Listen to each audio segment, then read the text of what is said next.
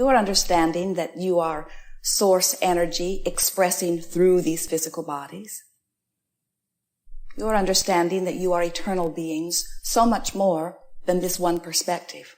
But oh, what a glorious experience it is when you allow your physical human personality to be vibrationally attuned to your source energy.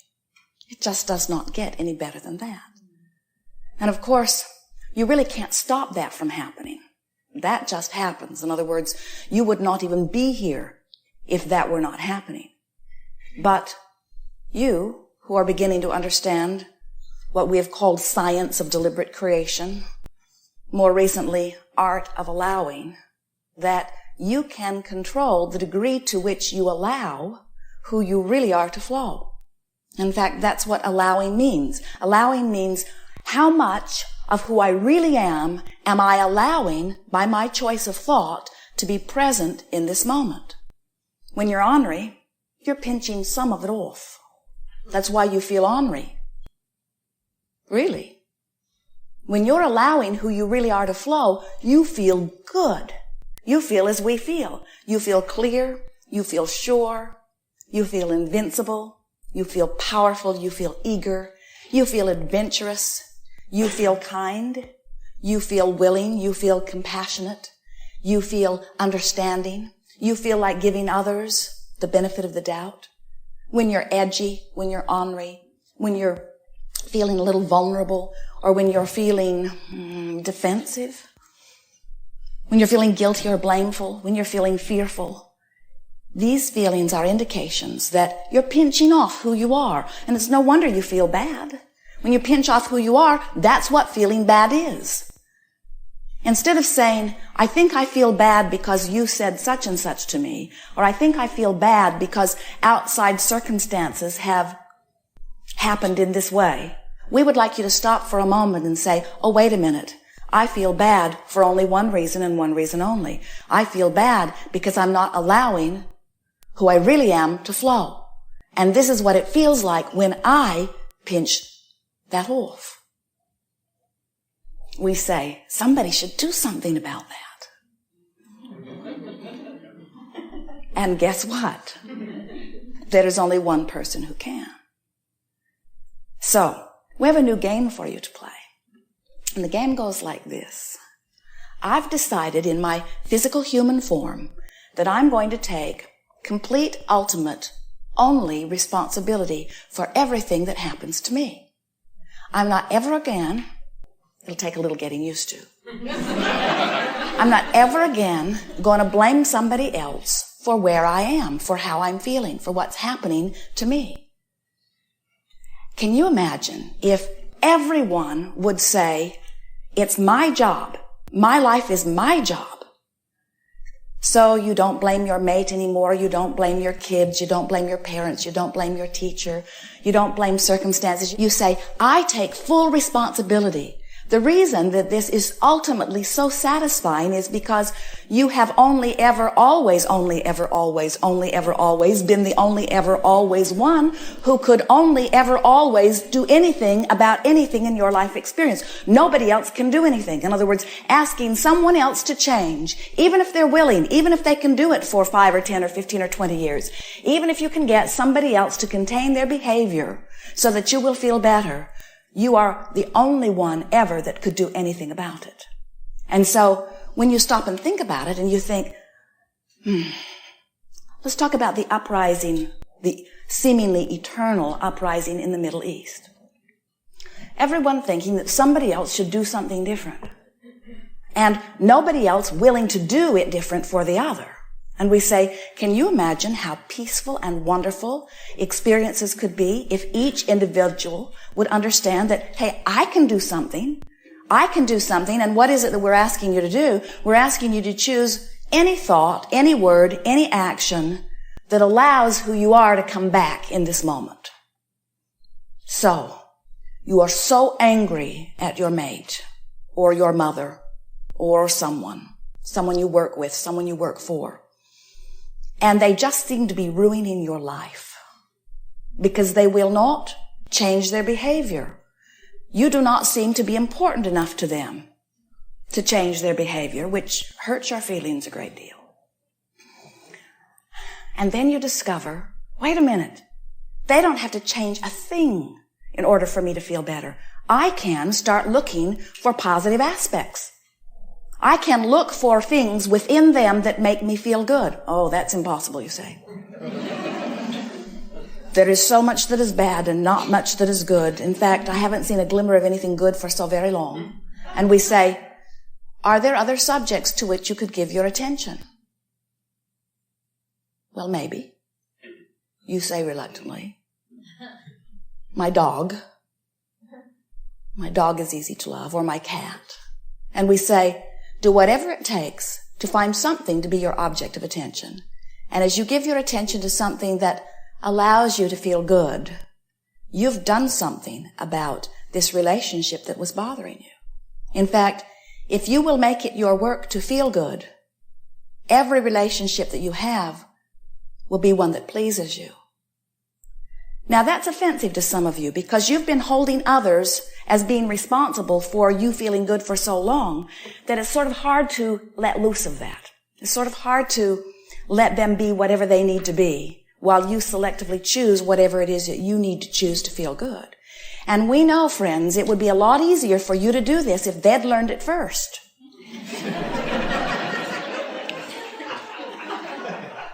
But you can't wait for them to figure this out. And you don't need to, because once you figure it out, your life is going to feel so much better. It does not matter how many aspects of whatever it is you are giving your attention to that's making you feel bad. It does not matter how many negative aspects there are. It is our absolute knowing that in there somewhere are some positive aspects. Now, it might be that the way your relationship has been evolving, that you have begun to focus upon the aspects that you don't like. So you have activated that part of your vibration to an art. So that when you come together with this person or these people, that what they mostly show you is that part that is most active in your vibration. Did you hear that? What they mostly show you is the part that is most active in your vibration. It's such a wonderful thing. Did you hear that? What they keep showing you is the part of them that is most active in your vibration. And all this time you thought it was their doing. It is the part that is most active in your vibration. That's why when we say to you, somebody should do something about it, the person that we're always talking about is you, not them, you. Because we know they could stand on their head and they could work really hard to only show you things that would please you. But you're sort of fickle in what you want from moment to moment. And they're outside of your emotional guidance system. They've got to find ways of pleasing you based upon the letters that you've written or the prenuptial agreements that you've signed or the arguments that you've had where you've come to, I promise I will never do that again. In other words, it's so awkward when you try to control the way you feel by controlling their behavior from the outside. We've never seen it work, not for very long. That's why it's easier to just keep moving to a new relationship where you have not activated in you the negative aspects of them. A new relationship is easier because you don't know much about them until you have that dinner when you say, tell me about yourself. Very good in coming together vows would be, I promise you I will never tell you anything about my past if you will promise me that you will never tell me anything about your past. Let's start in this fresh place. Please don't tell me about any of your failures, because as sure as you do, I'm going to activate them in my vibration, and then I'm going to suck them right out of you, and then our relationship is just going to be like all the other lousy relationships you and I have ever had. Let's not do that. Let's start fresh. So tomorrow what we want you all to do is leave everyone that you know. Go out into the desert all alone, meditate, and start your lives over with all fresh new vibration. So what we're getting at here, of course you're not going to do that, and we really do not want you to do that. It would be easier if you could do that. But if you were to do that, if you were to start all over with all fresh new relationships, without understanding what we're really going to talk about all day here today, before long you'd be right back in the same situation where you'd need to leave all of those relationships too. Because you have habits of vibration within you that evoke what happens in your life. And all this time you've been thinking that it was to do with other people. And it was never to do with other people. It's only about what you activate in your vibration. And then you say, and you're right, you say, but it wouldn't be active in my vibration if they weren't showing it to me all over the place. And we say, yes, but they're showing you a lot of things. If you will be more selective in your sifting, if it will matter more to you how you feel than anything else, then what your experience will be is one of bliss. Because as you look at a relationship that has been happening for a while, and you deliberately look for things that make you feel good, and you practice looking at things that make you feel good until you activate within yourself that vibration, then what happens is those people that you are interacting with literally rise to match your vibration. We're not kidding you about that.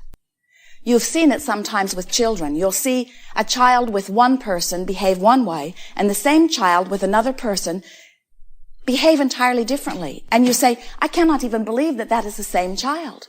And what is happening is different people have activated different vibrations. In other words, you are multifaceted beings. Someone said to us recently, after talking through tears about some unpleasant things that were happening, I think this happened when I was in the 2nd grade. And now this is an adult, children of her own. I believe that this happened to me when I was in the 2nd grade.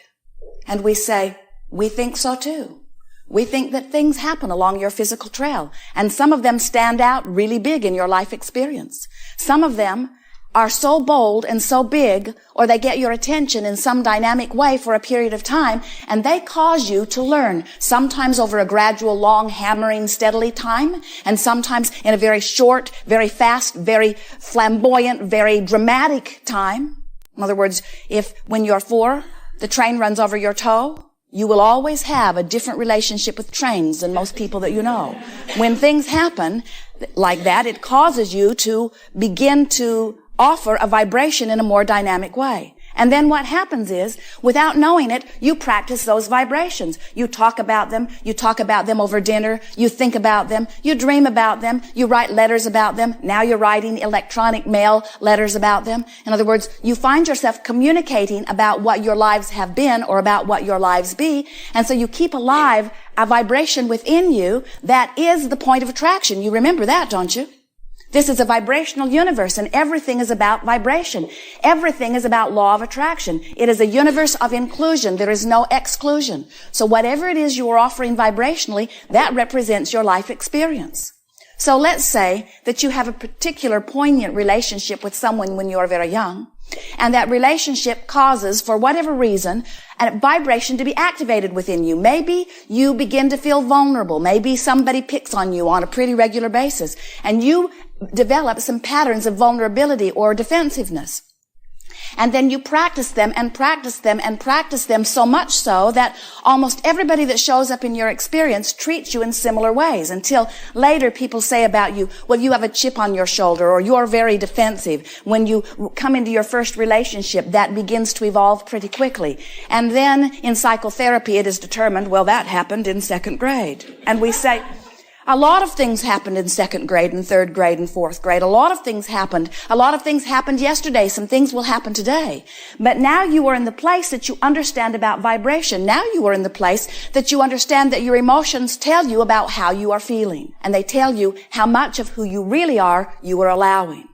So when you get this straight in your mind, that when you are allowing who you really are, you feel eager, you feel sure, you feel powerful, you feel adventurous, you feel healthy, you feel vital and alive, you feel well. You are source energy pouring through these physical bodies. And anything less than that is you pinching it off a little bit, then it's pretty easy for you to begin to guide yourself into thoughts and words and actions that feel good while you're thinking them. Because as you are feeling good, then you are in the vibrational place of allowing who you really are to pour through you.